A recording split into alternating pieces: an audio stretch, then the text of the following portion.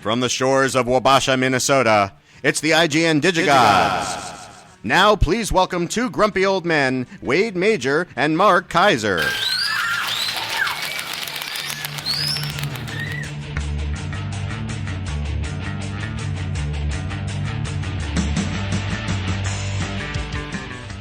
Oh yeah, how grumpy we are. We are a couple of grumpy old men. I am all of 28 years old and grumpy is what I am. Corey, who called us grumpy? That one was fished out of an ice hole by Ashley Fakava. I said ice hole. Oh, Corey. You know, every time I hear the word ice hole, I think of Johnny Dangerously. Don't you? Fargan War. Fargan Ice Hole. Fargan War. Which is not on Blu-ray. It kind of amazes me. The movie's funny.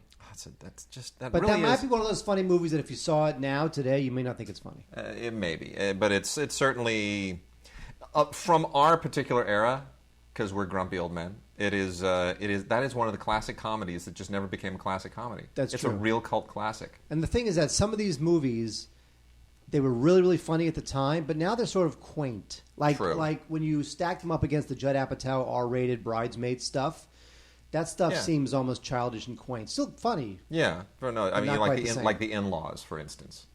Something like the In-Laws. Or right? I'm thinking like Airplane. Sure. Airplane was... Is this my waba?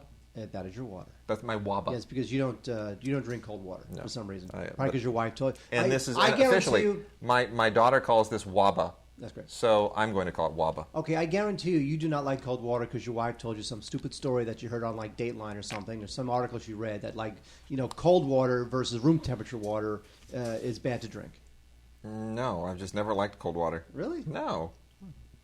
Seems like something your wife would make you not do. It's too much of a hassle to always get it chilled and all that stuff. Speaking of a hassle, so I was at Dodger Stadium the other night. Yes, you were. Over the weekend. You were selfieing your... Yes, I probably except for the Digigods Facebook page, I don't post anything on Facebook because I'm never excited. But I went to the Dodger game, and at the end of the Dodger game, they do this a couple times a year. Sure. They project a movie on the Diamond Vision. I know. And so part of the ticket is you watch the game, and then you stick around because 10 minutes after the game ends, they play a movie on the Diamond Vision. And I didn't care about the movie. The movie was a league of their own, and I didn't really care. I just cared enough. It's a great movie. No, it's fine. I just cared enough to see how they did it, how the sound was, how the video was. I just wanted to see the setup, and I was going to leave like 5 minutes after the movie started. Yes. I just want to see how they did it. Anyway, so I go there with a friend of mine, and the movie they're setting up.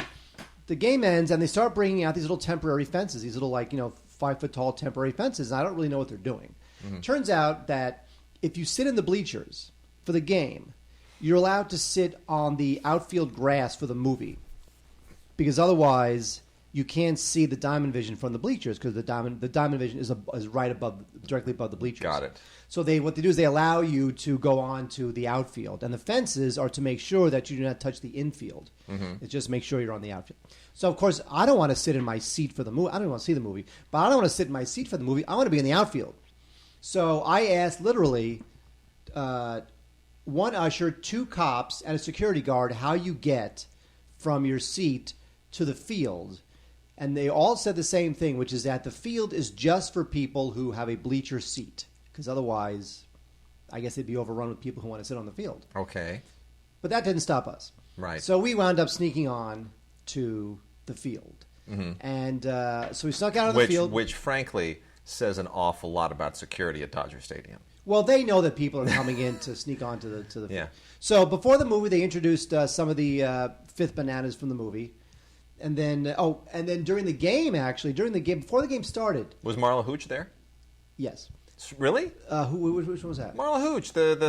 Was she the nerdy one who couldn't sing in that singing scene? No, she's the big nerdy girl who has the hulking swing, and when they introduce them all in the film, it's like, and Marla Hooch, and she's way out the outfield and she waves because John Lovitz makes the little face. Don't ruin my story. Okay, so sorry. So before the movie starts, yes, they're talking to this old guy. They're interviewing him on the field. And it was Tom Hanks, and I don't know who that old guy was. Okay, it's Gary Marshall.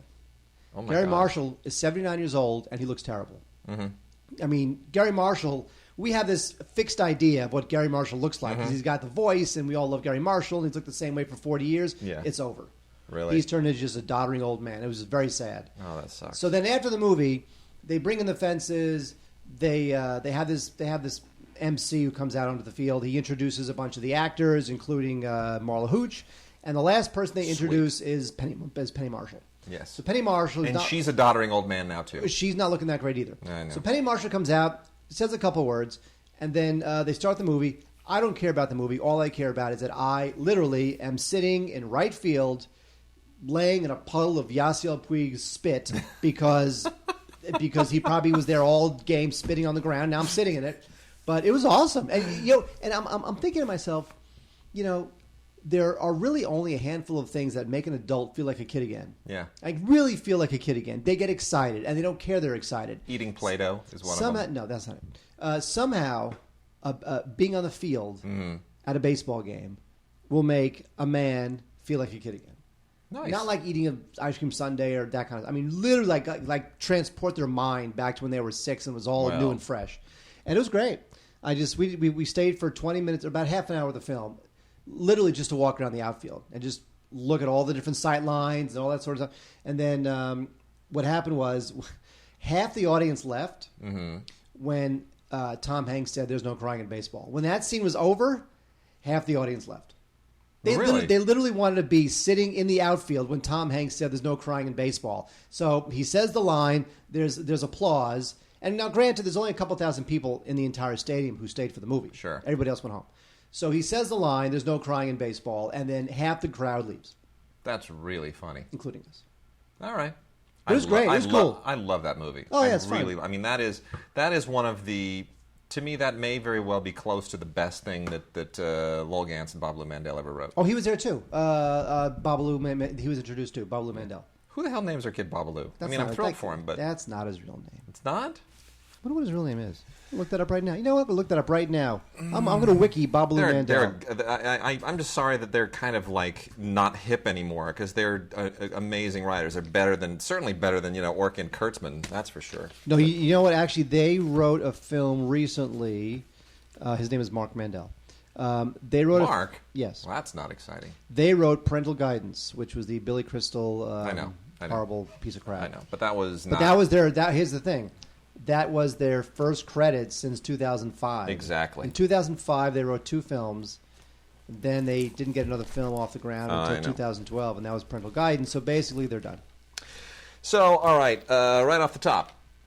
You have no comment on my... So usually you tell a story at the top of the show that means nothing and no one cares about, and I yawn. Yeah. You see, or at least I pretend that I care about the story. And the least you could do is pretend you care about my story. That was so exciting. I'm so happy for you that you got to sit in Yasiel Puig's spit. Thank you. You're welcome. It's better than if I were to sit in his rhymes with spit. Okay, so there are a lot of guys with like hair and tattoos and muscles who pretend to fight, and it's called WWE, and a lot of people really like it. Okay, by the way, can I just say, okay, you're all laughing at us about Babalu Mandel. Let me tell you what Babalu Mandel wrote. Yes. He didn't write all these with Lowell Gans, who was his longtime writing partner, but here's a little bit of what he wrote. Okay. Bustin' Loose, interesting. Laverne and Shirley, Happy Days, Night Shift, Splash, Spies Like Us, Parenthood, City Slickers, Forget Paris, Multiplicity, Mr. Saturday Night, which you like. It's okay. I'll tell you, Forget Paris has... Okay, you know as well as anybody else who knows my wife, she doesn't laugh a lot at movies. She's not, it takes a lot to make her laugh. And if she laughs, it's usually like, that was funny. She doesn't like... I'm the same way. She doesn't like lowbrow humor, like fart jokes and whatever. Most of that stuff, that Apatow stuff, really doesn't make her laugh. She'll maybe chuckle a little bit. You really need sophisticated humor. I will tell you, Forget Paris has a scene in it that I thought would put her over the top. She almost suffocated. She was laughing so hard. She laughed harder at this scene than Tim Cogshow laughed at the tennis scene in the Muse. The Albert Brooks film, The Muse.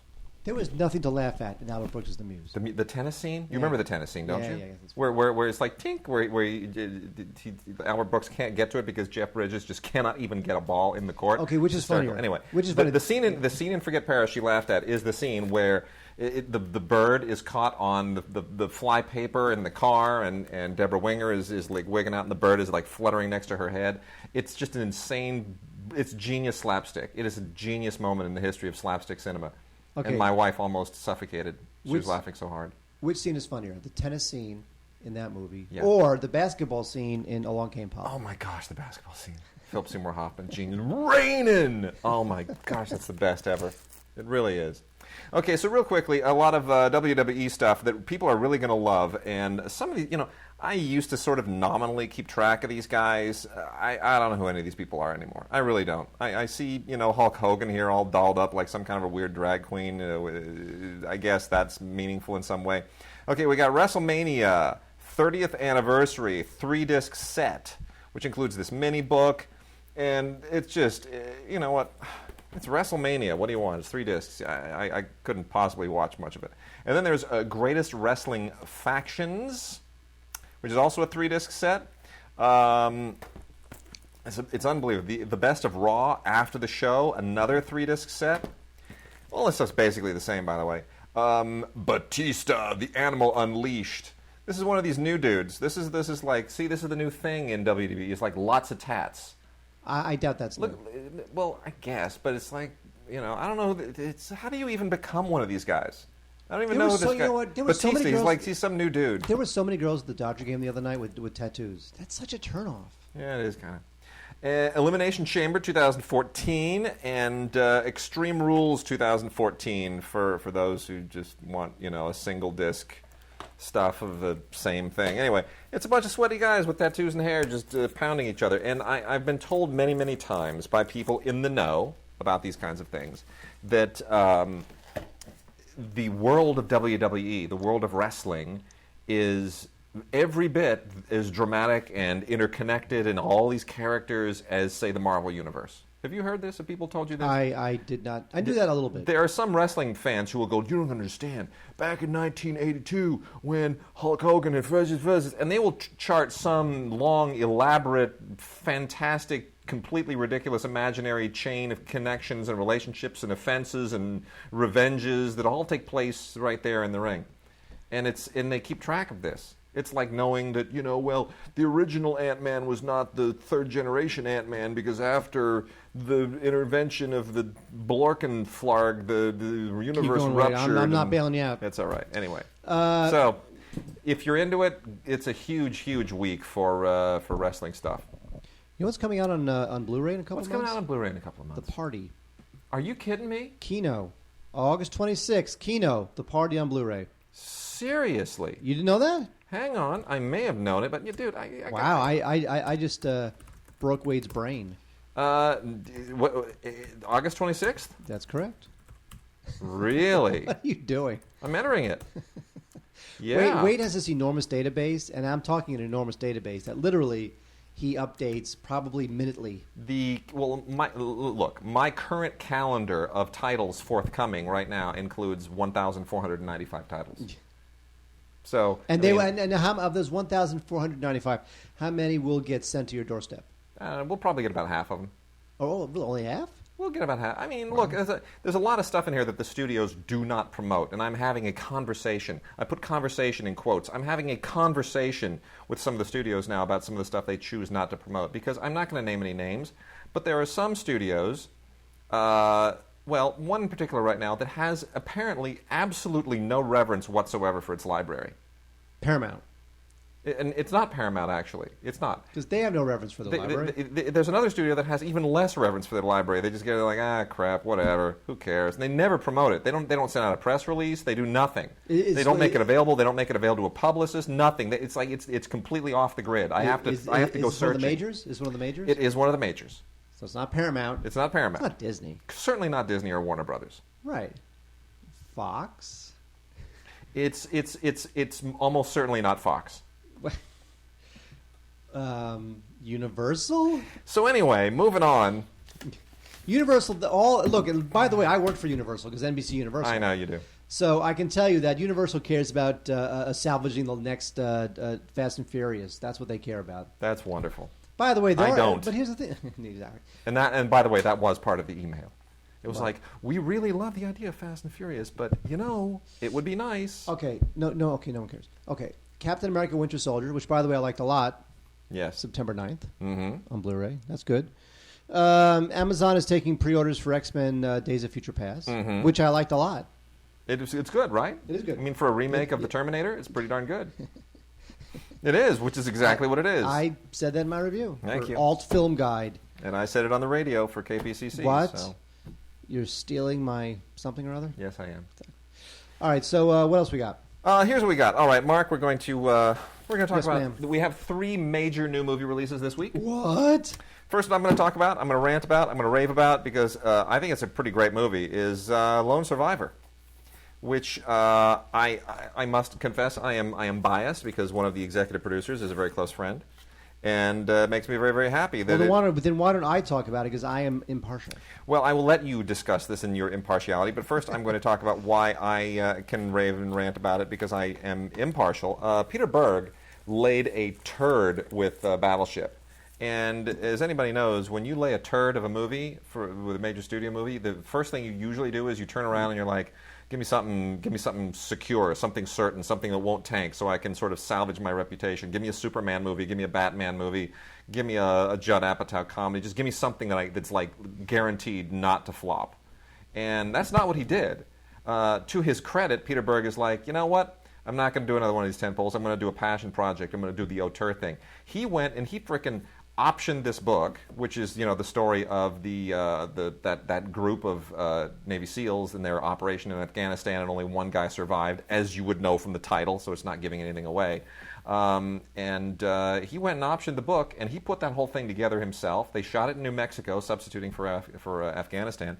And Mark Wahlberg nails it. The guys all nail it. And I got to say, for this kind of a movie, I think it's way better than Black Hawk Down. Wait, well, I don't know about that, but far superior. I do like film a lot, but hang on. I had heard that. Yes. And you can correct me if I'm right. Mm-hmm. Oh dear, brain short circuiting. That doesn't compute. Okay, go on. Star Trek. Okay, Captain Kirk making this computer short circuit. What was I going to say? Oh, that what's his name? Peter Berg would only direct Battleship if they allowed him to then do Lone Survivor. That may be. Like he said, I'll do your piece of crap tentpole, but I want this. That may be. Either way, still gutsy thing to do is to put it all on the line for this film. So regardless of which story is the factual one, he nailed it. I think it's the best thing he's ever directed. I think it's certainly the most mature film he's ever directed. What's nice is that these movies usually devolve into like all the stuff between the Marines and Alien, all that stuff with Bill Paxton going, "We're all gonna get killed." It usually becomes some variation of a lot of tough guy talk and a lot of cursing and swearing and fist bumping and forearm bumping, and even though there is a bit of that, it's not overkill. It doesn't feel like they've just drenched it in macho sauce. It really does feel authentic. Well, the opening credits, which is a montage of how they train, is intense. Right, it's intense. That is intense. Well, that's the macho sauce, but they have to establish the fact that these guys will survive a lot more than the average person, and they have to do that through this montage at the opening credits. And Ben Foster is phenomenal in this thing. I mean, Ben Foster, who of course is playing Lance Armstrong in the forthcoming Stephen Frears biopic, his star is going to rise very soon and very quickly, and deservedly so. But he is phenomenal in this. And Taylor Kitsch didn't offend me like he did in his last 3 films. So maybe he has. I feel bad for that guy. Maybe he has. Peter Berg threw him a bone. And so I mean, I got to tell you, even Emil Hirsch, who I normally do not like, is good in it. So. It's a solid film, and that stuff, man. The sound design in this thing, the sound and the sound design both got Oscar nominations. The sound design, when they are all like falling down the hillside, and you just hear bones crunching and twigs snapping, that is just unbelievable stuff. Okay, wait. You realize that this show's only an hour? I know. And you spent 5 minutes talking about never mind. Lone. It's Lone Survivor. It's great. It's a Blu-ray, DVD, and ultraviolet combo. It includes a bunch of Blu-ray exclusive stuff that it basically featurettes, and that's it. But it is great. It is worth watching. I would even say it's worth owning, because I think you'd enjoy watching this over and over. So, what you will not enjoy watching over and over is Jack Ryan Shadow Recruit. This is the attempt to reboot the Jack Ryan franchise. Yeah. the character initially played by Harrison Ford and Ben Affleck. Chris Pine makes a great Captain Kirk. I do not think he makes a good Jack Ryan. He's a little bit too much of a puppy dog. He's a little puffy lips, and he's just a little too soft for me. But I think the movie is it's basically fine. But it just seems like if you took off the name Jack Ryan and put any other spy person name in it, it'd be the same movie. Like the fact that it wasn't special. It wasn't based on wasn't based on a book. It wasn't based on anything particularly interesting. It was just let's just reboot this because it's another tentpole franchise we can create with Chris Pine, precisely, as if he doesn't already have Star Trek. I know. So this thing was kind of a was not very ambitious and a little bit silly. And I just feel Jack Ryan is just during the Cold War, Jack Ryan kind of had a purpose. Fight the Russians, and there he is, and Hunt for Red October, and blah blah. Now, even though the Russians are sort of our enemies again in a sense, it just feels old now. I find it really... Look, Chris Pine, perfectly decent, kind of square-jawed, nice dude. But the idea that somehow Chris Pine is the secret to rejuvenating every character... I mean, like, he's the new Captain Kirk. He's great at Captain Kirk. He's terrific. He is not. No, he's not. Yes, he is not the new William Shatner, and he is not the new Harrison Ford. That's okay. He's just Chris Pine. He does not have... He's not that good. He's not that interesting. He just isn't. He's not. All right. He should be the first Chris Pine, not anything else. He should be the first Chris Pine, not the third Harrison Ford. That's it. Quote weight on that. I didn't love, but I was a bit of an apologist for the new Robocop. I'm not saying this is a great movie, but I'll say this, is that everybody, here's the thing, everybody thinks that the childhood favorites are like untouchable, like they cannot be improved ever. That is not true. Yes, it is. No, it's not true. Yes, it is. Yes, anything can be improved. No. Yes. Robocop is not, it was a wonderful film, and I loved it, one of my favorites as a kid, but I'm saying that if you're going to do it again, yes, take it in a whole different direction, do something new.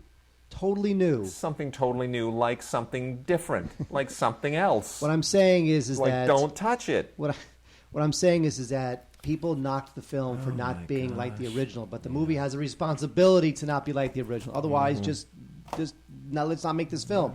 So he makes it a little bit different. And a little bit boring. And a little bit uninteresting. A little bit the CGI. guy, Joe Kinnaman, who plays Robocop, he's not very good. He doesn't really... He does not get your empathy going at all. What I did like about the movie... There's no humor in this film. There's zero humor. The whole point of the original Robocop, it's like you... But this is not the original. This should be its own thing. It should then be the don't make it Robocop. That's like... It's a Superman movie, except he doesn't fly, he's not from Krypton, and he doesn't wear a suit. And he's not super strong. But it's a different direction. No. It's like, well, what's the point? But he's still Robocop. He still dies in an explosion. The cops still rebuild him as a robot. The point was satire. It was satire. That's that film. It's we're going to do a remake of Singing in the Rain, but without music. What's the point? There's a little bit of satire in this film because Samuel Jackson plays this Fox News bloviator, and that's fine. And this film actually does a better job with the family, with the wife and the kid, than the Verhoeven film did. And again, I'm not going to apologize. I'll only apologize for it so far because it's not a great movie. But I think it's better than people gave it credit for because people wanted it to be just like the original. Well, whatever. Anyway, it's a great looking transfer, and it's got some. It doesn't have a lot of interesting extras, some deleted scenes. Otherwise, the RoboCop, it's a good rental. You can rent it. I think you'll be surprised if you rent it. I have got and when I say you'll be surprised, I mean you won't think it sucks as much as you think. It does. I got a couple of shocking releases here. One is Ravenous from Shout Factory's Scream Factory label.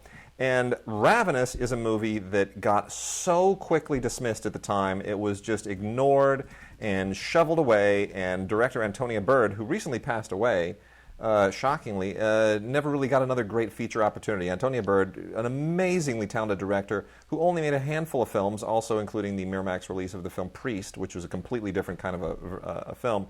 And it could have been one of the great Hollywood directors, one of the great auteurs of all time, but of course being kind of a fringy sensibility, a little bit like a female David Lynch in some respects, and having kind of a very dark sensibility, a not very female sensibility, which is only now apparently, you have a handful of female directors who are allowed to make non-female type movies. And women in general have a really hard time getting directing careers off the track. So Antonia Bird never really got her shot, and it's so tragic. But if you want to see what a brilliant director she was, Ravenous is the film to watch. Did you ever see Ravenous? Let me see it. Did I? I did not. You never saw Ravenous. Ravenous is basically a Western. Takes place in the year 1847. This is sort of like the evil twin to Dances with Wolves in many respects. Anyway, Guy Pearce plays cavalry officer, and he's got to go to this remote fort in California, a little bit like Kevin Costner in Dances with Wolves. But anyway, there's a whole thing that's been going on there. It's like, then it becomes kind of a horror film, a genre thing. And it is, I'll tell you, Robert Carlyle is insane in this movie. He is so intense. He is so insane. There's unbelievably cool editing in this movie. The whole thing, it's just got this creepy vibe. Jeffrey Jones, David Arquette are in it as well. It's just great. It's just really great. And it's finally out on Blu-ray. Thank you to Shout Factory and Scream Factory for doing it. It's a really good transfer, and also really interesting is the score, which was co-composed by Michael Nyman, of course, of the piano fame. Really intense, just super intense. So Ravenous, finally out there, long overdue. And then also is Alexander, the Ultimate Cut. I don't know how more ultimate this is than any of the... Is there another Alexander? Well, this includes the original theatrical cut and the unrated Ultimate Cut. And the super unrated. Here's the thing. I've always been the first person to be a giant Oliver Stone detractor. I just think Oliver Stone's films, for a huge, all the stuff that everybody raved about, I thought was just a whole lot of bombastic crap. But I am forgiving of Alexander, even though it's a terrible movie, and it is a terrible movie. And Jared Leto is embarrassing in it, and Colin Farrell with his wig is just beyond embarrassing. About the only, Angelina Jolie is not very good. The only thing that's interesting in the film is Rosario Dawson, and it's not even Rosario Dawson who's interesting, it's her assets. So that said, everyone in this movie is pretty much just embarrassing themselves endlessly. However, I think Alexander is an interesting film in this sense. This is the closest that Oliver Stone has ever, and probably ever will, create, the closest thing to an autobiography on film. So he's like a dictatorial leader who... It's really interesting, because I pointed this out before. If you look at Scarface, which he wrote, okay, and you compare that to Wall Street, it's the same movie. It's like all those Joe Eszterhas movies about somebody who falls in love with somebody who turns out to be somebody other than who they thought they were, and then there's a crisis of conscience that the person they thought they loved turns out to be a murderer, right? And like Eszterhas wrote that story like 8 times. It was like Jade and Basic Instinct and Betrayed and Music Box. It's the same story. Every single one of those movies. There's like 3 more where he did it. But if you look at Wall Street and Scarface, look at the Charlie Sheen character versus the Al Pacino character. Compare the Daryl Hannah character in Wall Street to the Michelle Pfeiffer character in Scarface. Compare Michael Douglas in Wall Street to the Robert Loggia character in Scarface. I mean, they're perfect analogies, and all those character tensions and all the choices and all the relationships, they're like carbon copies of each other. They absolutely are. A lot of that is in Alexander as well, except in Alexander, a lot of that stuff, you start to realize all the things that he faces. It's like this is Oliver Stone's life, and if you know anything about Oliver Stone's the milestones in his life and the setbacks and the divorce and all this stuff, it very much is. This is his. He relates to this. He's taken the story of Alexander the Great, and he's imposed all of his own obsessions on it. And in that sense, I think it's an interesting film. It's not a good film, but it's an interesting film. And being a Vangelis nut, I think the score is fantastic. Well, it is a way to look at the film that will entertain more than taking it on face value. This thing is loaded to the gills with extras. This thing comes with a commentary by Oliver Stone, which is fairly rambling and monotonous and not all that interesting. If you can stick with this commentary longer than 30 or 40 minutes, I'll raise a statue to you. More interesting is the documentary in here, The Real Alexander and the World He Made, which is really interesting. It gives you realize how little history is actually in this movie. There's also another documentary, Fight Against Time, Oliver Stone's Alexander, which is kind of lame. It was done by his son, Sean Stone, who is now a Muslim and a supporter of Iran. You following this? No. Sean Stone? A little bit off the deep end. And then on the theatrical cut, there's a bunch of other stuff. There's another Oliver Stone commentary, which is just as monotonous, and some behind-the-scenes stuff that is basically all from the same shoot that his son did. So the only other featurette here that I really, really liked is the bit on the Vangelis score, which is not intense enough. But I mean, there's also a booklet, and which this 40-page concept book and a bunch of drawings and photos, and so it doesn't come in one of those giant boxes, but it is loaded with stuff. So it's if you do like the film, or if you're at least interested in it sufficiently, it's probably a worthwhile set to get. Speaking of worthwhile, we have two little surprises this week, Wade. Films that I didn't expect to be good, but are good. Yeah. The Motel Life, which stars Emil Hirsch, Stephen Dorff, and Dakota Fanning. It's from these brothers, the Polsky brothers, Alan and Gabriel. It's about these two brothers, and when one of them is involved in an accident, they have to cross state lines, and they wind up reconnected with one of their old flames, played by Dakota Fanning. But what I like about the film is that it's a very interesting examination of brotherhood. It's very sensitive. The acting is very good. A lot of emotions. It's shot in sort of a very stark, wintry way. Wade is dancing right in front of me. I don't know what that's about. What are you doing? I'm just dancing. Got music in my soul. Got music in my head. Stop that. What am I going to do? Anyway, it's a good film. It's very. Sometimes it stretches to that profundity that I don't think these guys can really necessarily pull off. They're not that. They're really not old enough to be all that bitter and melancholy about life. But it's good. The Motel Life is an interesting surprise. So there's that, and then we have another bit of a surprise. A movie called Small Time. And Small Time co-stars Christopher Maloney and Devin Bostic and Bridget Moynihan, and that's good stuff too. I like that movie too. It's a coming of age drama about these two guys who own a used car lot, and it's good. It's good. I can't say you're going to cry. There's much emotional depth or weight to it, but then again, you know what? I was surprised at the tone and the humor, and I thought it was pretty cool.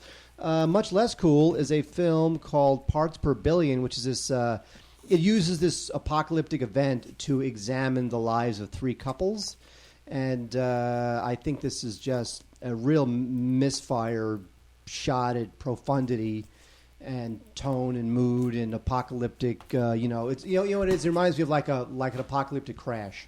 Which, by the way, I hated. And you love Crash. I love Crash. I just think that movie's just so Crash. Up its own ass. Oh, it's the best. Anyway, so this is about three couples. You got Penn Badgley, Teresa Palmer, Josh Hartnett, Rosario Dawson, Alex Bledel, Frank Langella's in it too, Gina Rollins in it. Nice. Anyway, there's this apocalyptic event, and slowly people are dying because toxins are being blown across the earth, and everyone's going to die. So it's all about how these three couples, young and old, react to the situation, and so it really uses that whole apocalyptic thing to get into relationships and saying goodbye and regrets and all that sort of. Nice. But I just think this movie is just, again, it was written by people who just I don't think that they're mature enough to really delve into this stuff without going to a bunch of phony profundity. So it was not my favorite, but if you're into it, it's called Parts Per Billion. It has a good cast. I'm going to blow through a bunch of Warner Archive stuff and VCI Vault stuff right now. These are all classic films from a couple of lines that are just very aggressive in getting out a lot of old movies that you probably haven't heard of. Volume 8 of the Monogram Cowboy Collection is out from the Warner Archives. Now, mind you, this is 12 more movies. This is Volume 8, 12 movies. Every single one of these has roughly 12 movies on them, so that's like, we're into about 100 movies by now. If you never had any idea that such a thing as these monogram westerns existed, they are all just what they used to call programmers. There's nothing great about this, but some people really feel that there's a kind of an old nostalgic thing here, cattle ranchers and rustlers and cowboys and this and that, everything. Anyway, these old monogram films, very workmanlike. Johnny Mac Brown, Rough Riders, star in all these. And that's, if this is your vibe, by all means watch it. But man, it gets tedious at a certain point. Also, from the Warner Archive Collection is a little-known film that got really maligned at the time. I think it's totally cool. This is from 1965, one of my favorite years for movies. And, of course, the year most famous for the two of the biggest films of all time, The Sound of Music and Dr. Zhivago. And this is a movie called Lady L, which was directed by Peter Ustinov, written by Peter Ustinov. Ustinov even briefly appears in it. And I think this is a really cool, groovy 60s-era comedy. Takes place around the turn of the century, primarily in London and Paris. And it is just really cool and really fun. Sophia Loren, David Niven, Paul Newman. Paul Newman's a good solid bit miscast in this thing, but David Niven and Sophia Loren are just wonderful. And it's just one of those really kind of offbeat 60s comedies, and it's just really cool. It's just really cool. It's fun and colorful, beautiful color, beautiful widescreen. Highly recommended. I think if you like this, and it's based on a novel which I've never read by an author named Romain Gary, but I thought this was an awful lot of fun. And by the way, by no coincidence, produced by Carlo Ponti, at the time Sophia Loren's husband, who also the same year produced Dr. Zhivago. And then we've also got the biggest bundle of them all, which is a heist film, and really worth seeing primarily because of Raquel Welch. And they know that because the artwork, Mark. Yeah, Raquel Welch in It's a just bikini. Raquel Welch in a bikini. You don't need to know anything else about it. All the other actors here in this little cartoon tank down here. Right. That's a way of saying, yeah, there's some guys in it, and they have guns, and there's some action and other interesting stuff. But primarily, you want to see it because Raquel Welch is in a bikini. That's the only reason that they want you to see this. And man, you look at Raquel Welch in this movie, and I just realized we have no equal to her today. Cameron Diaz, no, not even close. Can't touch her. Well, you know what it is? Because nobody can touch her. You know why? Because nowadays, sex is so forward in our society that you can't just be like smoldering. That's too bad. Because smoldering is too subtle. It's got to be totally in your face. Man, this is just great. Anyway, directed by Ken Anakin. Scarlett Johansson can be a little like that. She can be smoldering. Ken Anakin directed this. It is now, mind you. Wait, Anakin Skywalker? No, Ken Anakin. Now, mind you, Skywalker? The whole idea here is like it's a kidnapping thing, right? It's kind of slapsticky, sort of silly. It's a little bit like a lot of the other Ken Anakin movies from the period, although not as good. Ken Anakin, of course, did the Amazing Young Men and Their Flying Machines, whatever the hell that was called. Those films, right? Yeah, you know what I'm talking about, right? I do. Yeah, I'm whatever. bored, Anyway. but I do. Yeah. And of course, Swiss Family Robinson, which is one of his best films ever. But the Amazing Young Men. What's the name of that stupid title? The Amazing and the Flying Machines. And then there was I always get it confused with its sequel, which is the Jaunty Jalopies. It's those wacky dudes in the Jaunty Jalopies or whatever it was. Anyway, Ken Anakin really, a very workmanlike director, did some good stuff. Across the Bridge, probably his best film of the era. But anyway, Edward G. Robinson's in this. Vittorio De Sica shows up in a lot of movies from this era, and you kind of go, really? If you know who De Sica is, you're like, that's interesting. Robert Wagner, very enjoyable. Godfrey Cambridge, always just priceless in this particular era. So, even though this film is considered an eccentric bomb, I like it. Sophia Loren also shows up with Omar Sharif, both of them having a history, obviously, with Carlo Ponti. In the Carlo Ponti produced It's More Than a Miracle. This is directed by Francesco Rossi, who is one of the great Italian directors of the period.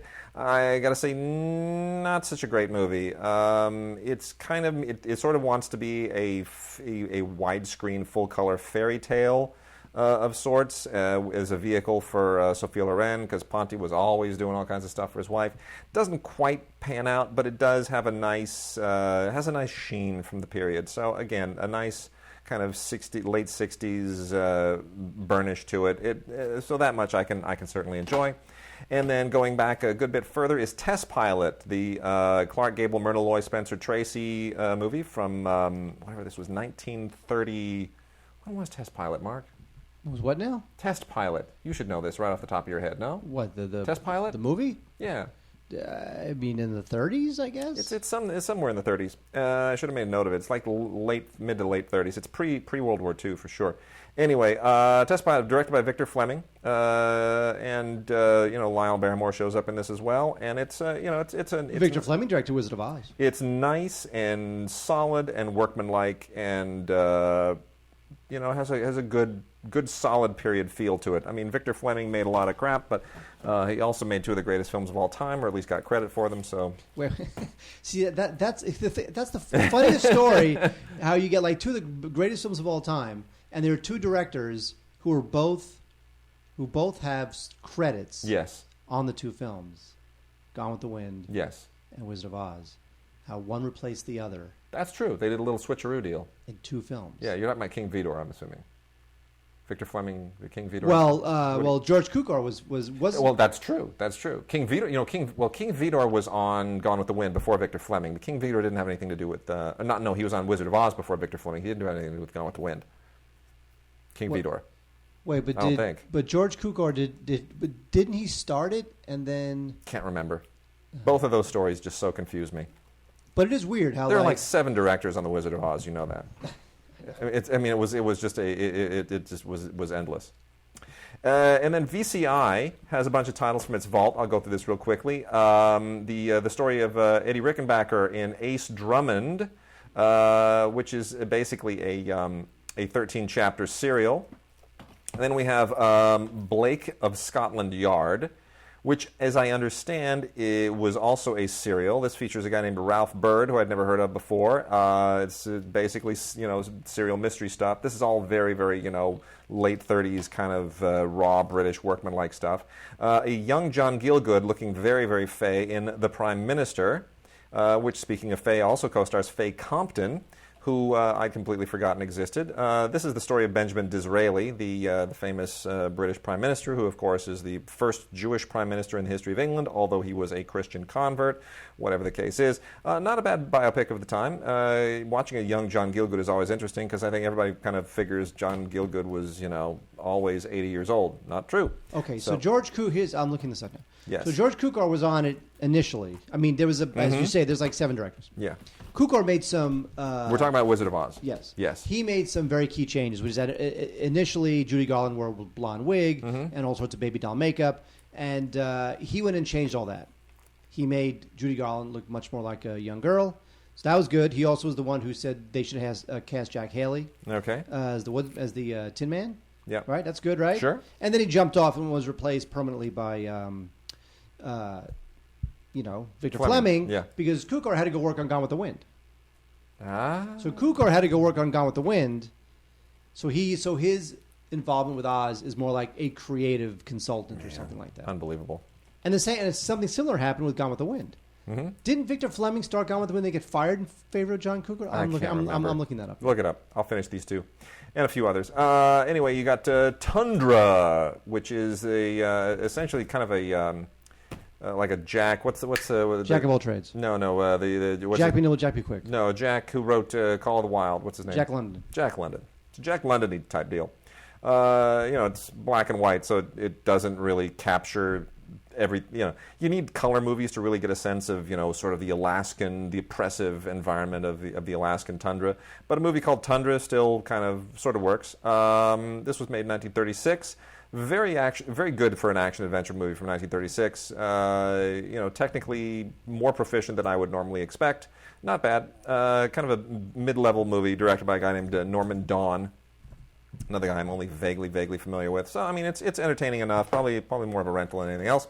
And then the last one from the VCI Vault Classics is another 13-episode serial, The Adventures of Smilin Jack. And Smilin, that's Smilin with an apostrophe, no G. I want you to know that. Nobody in this movie actually went on to have much of a career except for Sidney Toler and Key Luke. And Key Luke, of course, most famous for being on Kung Fu, because he was, Grasshopper, right? Yes, he was. We all know that. So anyway, it's okay. It's not, not a great serial, but it's for a kind of a standard 30s era action adventure deal, it works. So Cukor was fired from Gone with the Wind by Selznick. And Selznick replaced Cukor with Victor Fleming. See. And on Gone with the Wind, it was kind of the other way around, even though I guess they're now saying that George Cukor was more of a creative consultant. I see. Well, there we have it. Wow. Okay, anyway. Oof. Okay, moving on. Okay, I'm a fan of Mumblecore. Wade hates it, which means I'm a fan of Joe Swanberg. And Joe Swanberg has been getting into some interesting areas. He's got another movie coming up soon, too. Some Christmas thing coming out in the summer. Makes no sense to me. You know what? He's been getting into some areas that I don't think are really necessarily his forte, which is kind of like horror. I know he did VHS. He was involved in that. Here we've got 24 Exposures, which is about a fetish photographer who gets involved in a murder. investigation, and I just think that this is just not really his forte. I just think that Drinking Buddies, which he came out with I think around the same time, is much better, and it's way more his wheelhouse. Cute, character-driven, whimsical comedy type things about relationships. I like that stuff. This thing is just thin, and it's just not really his forte, this sort of stuff. I think he's got to stop that. So that's 24 exposures. Much better is a very interesting film that I highly recommend called Run and Jump. And Run and Jump is about this housewife played by Maxine Peake, and her husband suffers a stroke. And so they bring in a doctor to help with the rehabilitation. Mm-hmm. And, it's directed by this guy, Steph Green. I don't know who that is. But it's terrific. It's very insightful and very touching and sensitive. And it's an interesting character study. And it's got great little bursts of humor. And I was very surprised by Run and Jump. I knew nothing about it. I don't know who Steph Green is. Although the only thing I do know about him is that he was up for an Oscar for short film. Maybe 10 years ago or something. So there's definitely something there, and I don't know if he's directed a film since, but or even before this. So Run and Jump, very lovely, lovely movie, and a big surprise. So check that out. Yeah. And then we have now. Wait, if I tell you that a movie stars Michael Madsen and Eric Roberts, do you think 2,000 screens, or do you think straight to DVD?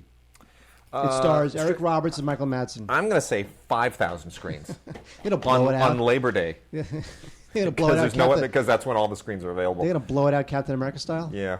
Anyway, it's all about rival gangs, and one of them led by Michael Madsen, and it's just terrible. It's just a bunch of high-speed chases and guns and actors who are in their 60s but trying to pretend like they're in their 30s, just getting off on blowing people away. Beyond the Trophy is the name of it, and I suggest that you skip it. So we got a Blu-ray.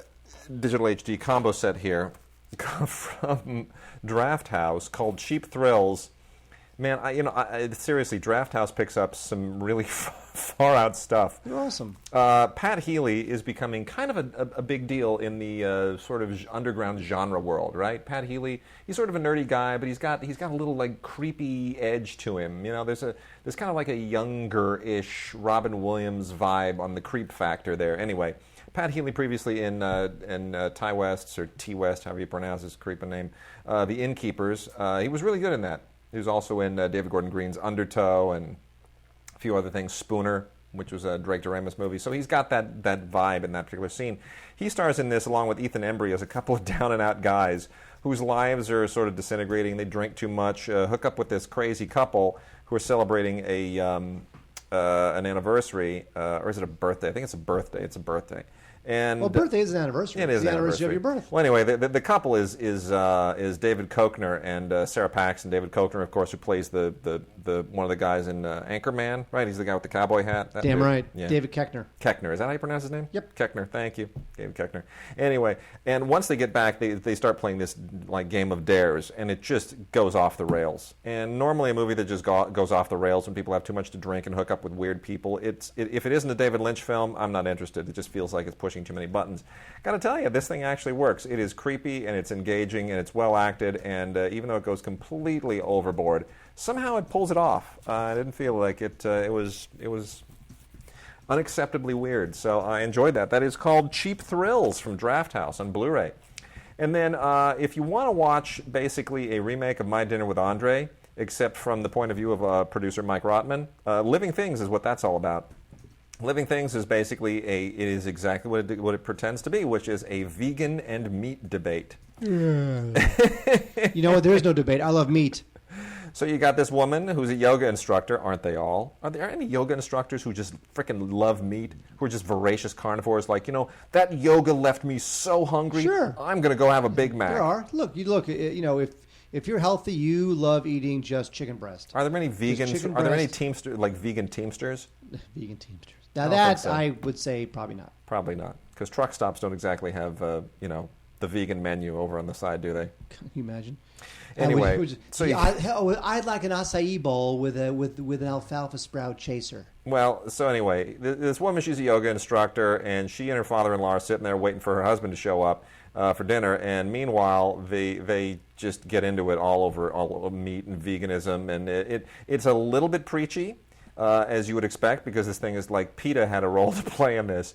But I think it's unintentionally hilarious at the same time. I kept thinking about Mike, and Mike's not a vegan; he's a vegetarian.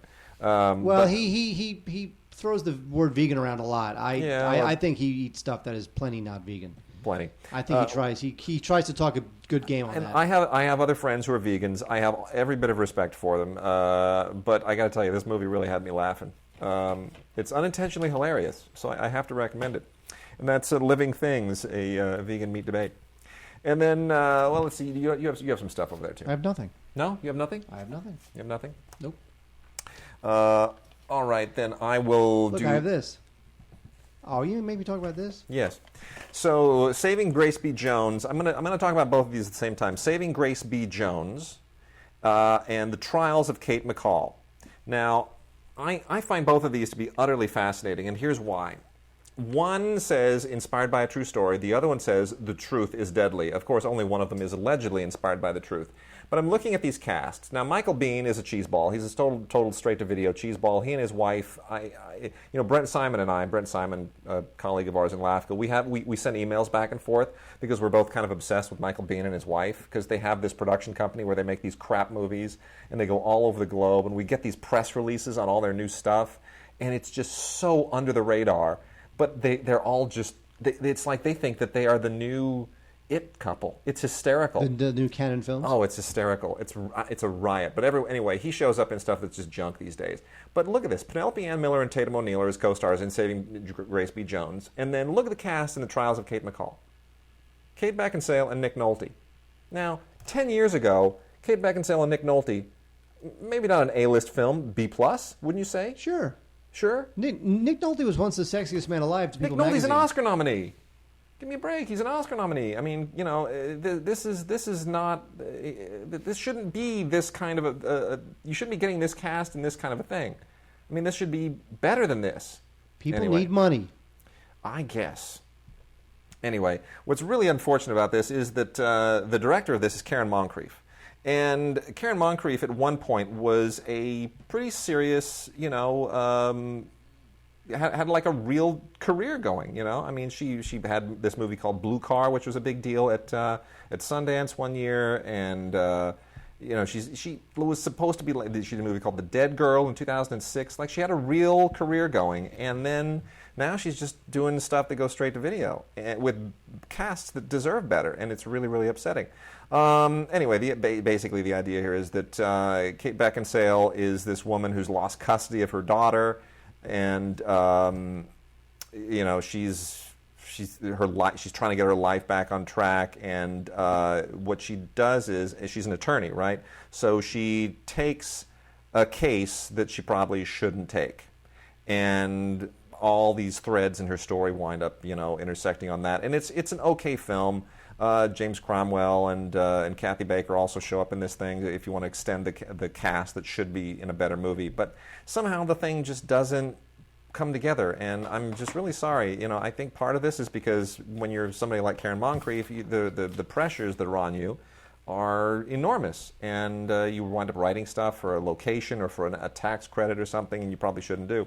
Anyway, Saving Grace B. Jones, rather silly. I'm glad to see Tatum O'Neal making movies again, but there's not a whole lot to recommend this, to be honest. It's just takes place in the 1950s. It's in a small town, and it's kind of one of those small town period quasi-noir thrillers.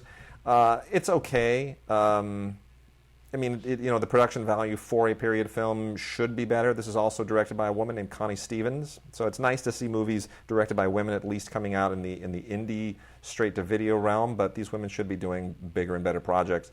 It's for a thriller on a limited budget set in the 1950s in the Midwest. I suppose you could do worse.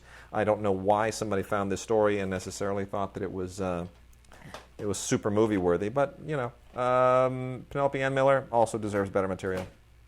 Oh, it's me. Yes, your turn. Anyway, I skipped through In the Blood. You can take the PlayStation controller and you can watch movies at 1.5 speed. That's a good way to watch In the Blood. In the Blood's with Gina Carano and the great Luis Guzman. Who doesn't love Luis Guzman? He's awesome. Love Luis Guzman. He's the best. Anyway, Carano plays a woman on her honeymoon, and her husband, played by Cam Gigaday. Sounds like a Quagmire from the Family Guy. Gigaday. He vanishes during their honeymoon, so she's got to grab a gun and put on a tight T-shirt and go find him. And to do I love tight T-shirt movies. And to do that, she's got to hang out with Luis Guzman and Danny Trejo and all sorts of other really cool actors like that. But this movie's so by the book and so exactly what you think it's going to be. You know what I like better than tight T-shirt movies? What? Tight trousers, Mr. Tight Trousers. That's good. Come on, you know the reference. Tight trousers, Mr. Tight Trousers. That's Star Wars. Richard Lester, The Knack. Give me a break. Oh, I love that movie. I do. I love that movie. Mr. Tight Trousers? Yes. You know what? But by the way, when is that coming out on Blu-ray? Oh, I'm sure that's going to be a Criterion thing. Really? I'm sure. It's got to be. It's got to be. Because otherwise, it's. I think it's MGM who has the rights, and that'll take forever. Really? Yeah, I wouldn't hold out for that. Oh, shall we do some music? You mean should we play music or should we do music? Talk about some music titles. Here, I will go first. I've got all my usual Naxos classical stuff here. I can go through this fairly quickly. An amazing boxed set, huge, just crazy cool box set. If you are a piano fan, I studied piano. I love the piano. My fingers are too short and stubby, and my discipline is too scattered to actually ever have followed through and become anything significant. As you know, otherwise I'd be playing at the Met or something and not doing this podcast. But Legato, The World of the Piano, is pretty great. This is 4 DVDs. And it's basically a kind of a documentary / music series on the how the piano has sort of experienced this amazing newfound renaissance in the 21st century with this whole young generation of pianists who are just amazing. And it's really, really wonderful. A lot of great music in here. Obviously, you get the Beethoven and you get the Chopin and the Gershwin, but you also get Lyudov and Mettner and Rameau and all these other composers that you may never have heard of before. And it's really, really great stuff. Also, we get some wonderful, wonderful Blu-rays of all kinds of ballets and operas and whatnot.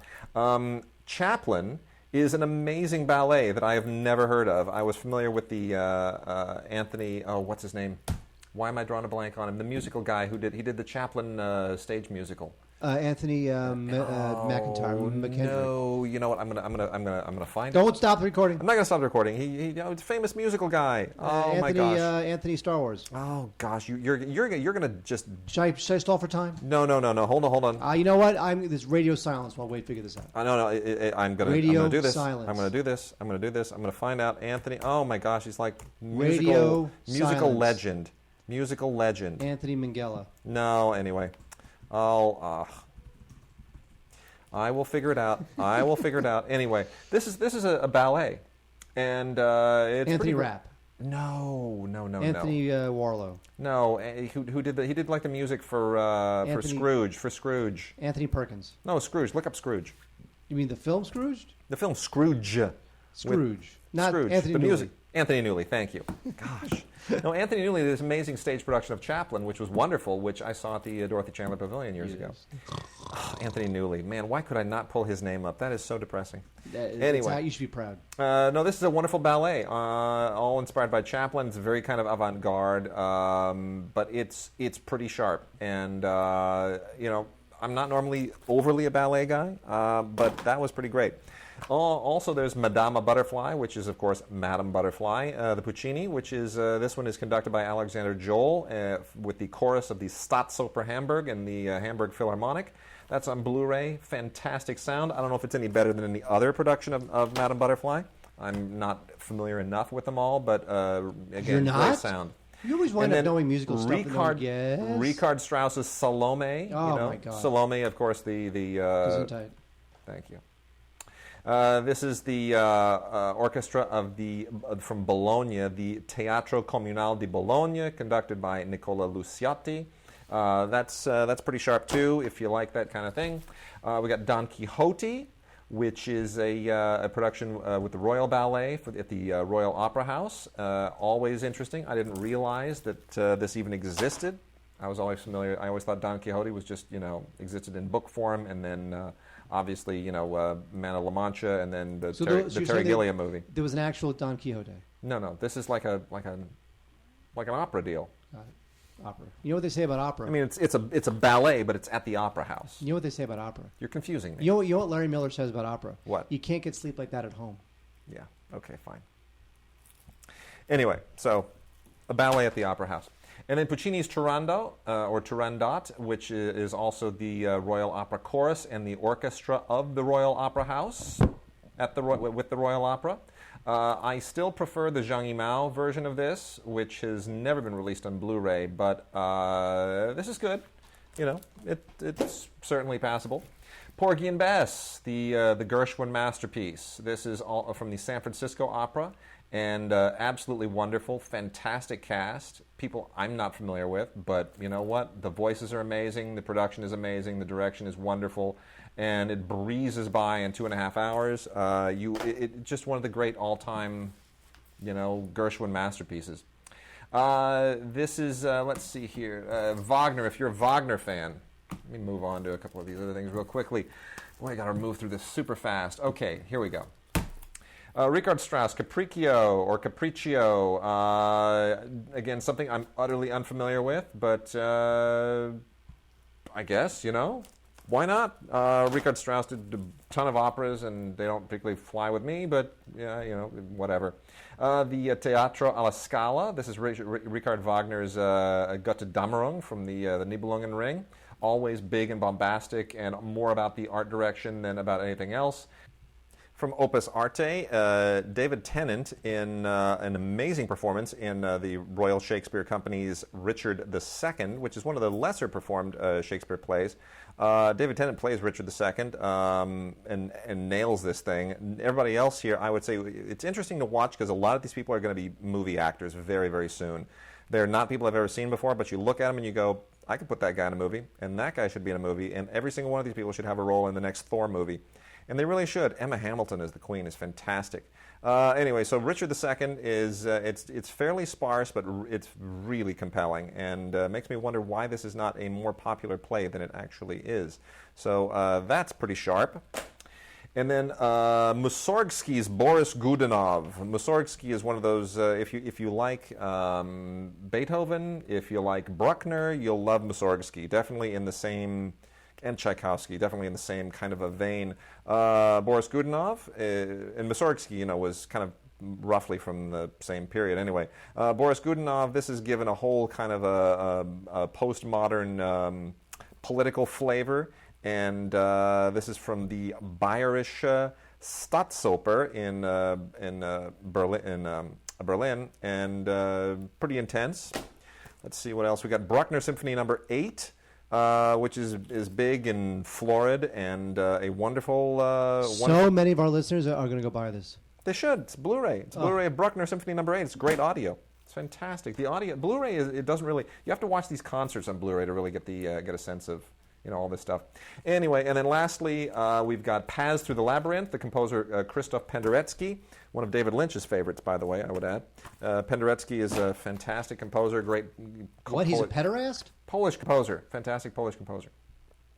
And then Mahler's Fifth Symphony with the Gewandhausorchester Leipzig from Leipzig, Germany. The Gewandhausorchester. Glorgen.